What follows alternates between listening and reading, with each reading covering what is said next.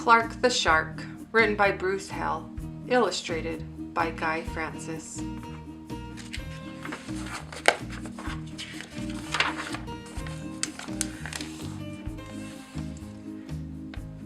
In all the wide blue seas, in all the wide blue world, the top school for fish was Theodore Roosterfish Elementary, and of all the fish at Theodore Roosterfish, the biggest and the strongest was Clark the Shark. Clark loved school and he loved his teacher, Mrs. Inkydink. He loved to play upsy-downsy and spin-a-majig with his friends. Clark loved his life. "School is awesome!" shouted Clark the Shark. "Less shouting, more reading," said Mrs. Inkydink. "Lunchtime is sweet," yelled Clark the Shark. "Munch your own lunch," said his best friend Joey Mackerel. "Recess rocks," bellowed Clark the Shark. "You are playing rough, Clark," cried the other kids.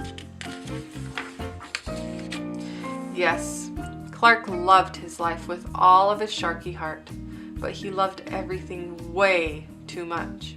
He was too loud, he was too wild, he was just too much shark for the other fish to handle. After a while, no one would play with Clark. No one ate lunch with him, no one sat with him at circle time. Even his best friend Joey Mackerel said, "Cool your jets, Clark, you're making me crazy." One day, Clark asked Mrs. Inkydink, "What's wrong with everyone?" Mrs. Inkydink patted his fin. "Clark, sometimes you play too hard, you munch too hard, and gosh, you even help too hard." "But life is so exciting," said Clark. "There's a time and a place for everything," said Mrs. Inkydink, "and sometimes the rule is to stay cool."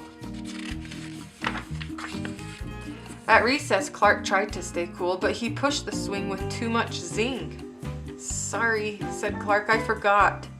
"Yikes!" cried Joey Mackerel. At lunch, Clark tried to stay cool, but everything smelled so good that he munched a bunch of lunches. "Sorry," said Clark, "I forgot." "We're starving," said his friends. In class, Clark tried to stay cool, but a good book got him all shook up. "Now, Clark," said Mrs. Inkydink, "this isn't the time or the place. Tell me what's the rule?" "Stay cool," said Clark. "Hey, that rhymes," he cried. Then Clark got a big idea in his sharky head. "Maybe if I make a rhyme, I'll remember every time," he thought. The next day, he put his plan to work. In class, when lessons got exciting, Clark wanted to bounce up out of his seat. Instead, he told himself, "When teacher's talking, don't go walking." And what do you know? It worked.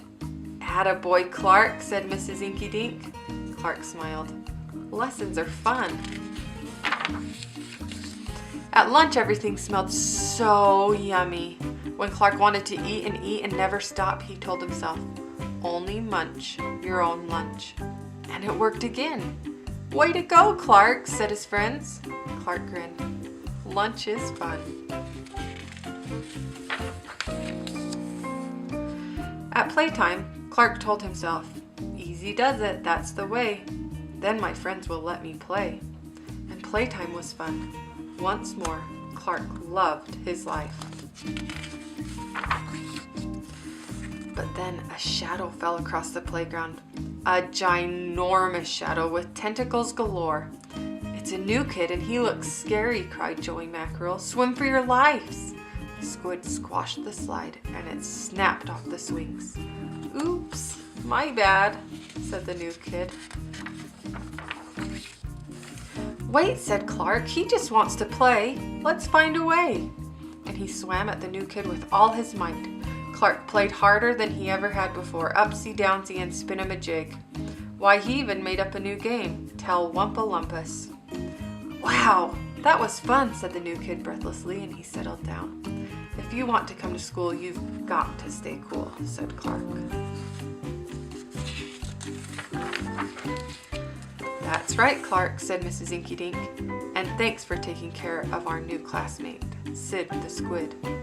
Hooray for Clark the shark, everyone cheered. That night, Clark's mother asked, "What did you learn at school, dear?" "There's a time and a place for everything," Clark said. "Sometimes you stay cool. But sometimes a shark's gotta do what a shark's gotta do."